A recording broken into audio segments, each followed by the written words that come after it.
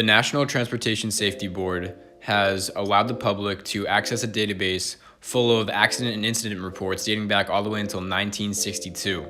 More specifically, the make or the model of this accident was the Boeing 747-200. The max range on this 747 is 7,700 miles. The engine of the Boeing 747-200 is the Pratt & Whitney JT9D-7R, and it weighs 54,750 pounds. When this aircraft gets going, it can reach a max cruise speed of 555 miles per hour. Not to mention, the takeoff distance of this aircraft is 10,500 feet.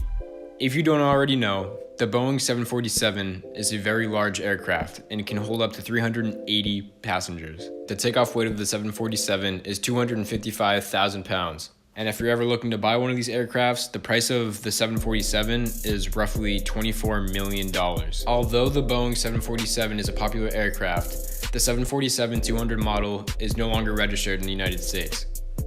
To expand on the Pratt & Whitney engine of the 747 model, the JT9D-7R has a 5-to-1 bypass ratio and a takeoff thrust of nearly 56,000 pounds. It is 132.7 inches in length and also has a fan pressure ratio of 1.67. The Pratt & Whitney engines are very popular within the Airbus and Boeing models such as the A300 and A310 Airbus and the Boeing 767.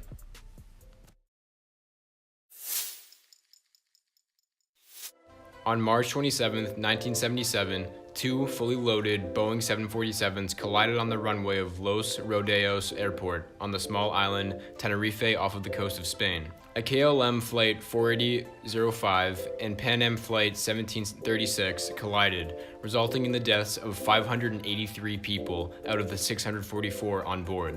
The Tenerife Airport Disaster is known to be the deadliest accident in aviation history. Only 61 people survived, including one co-pilot who was able to share the incident when it happened.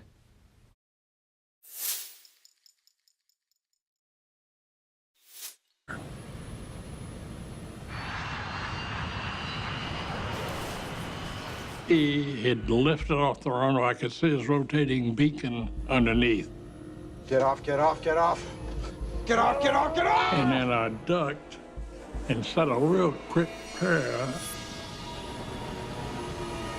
trying to hope he misses us. The Tenerife disaster happened for a variety of reasons. One reason was that the KLM captain wanted to take off quickly to get to Amsterdam. However, he was misunderstood that the air traffic control cleared him for takeoff when it turned out to be a big miscommunication, and they indefinitely did not actually allow him to take off. However, the airport did not have a ground radar, so the controllers had no idea if the KLM took off, inevitably crashing into the Pan Am. After taking full responsibility, KLM had expenses of up to about $110 million to pay back to the settlements of the families and damages that it caused. Aviation was changed forever.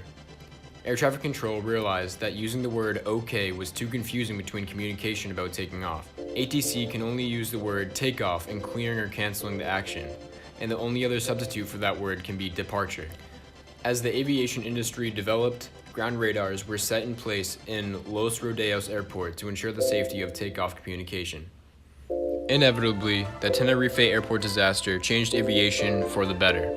It is important to be informed about aircraft accidents and incidents because making changes to the issue that happened will lead to safer aviation travel in the future.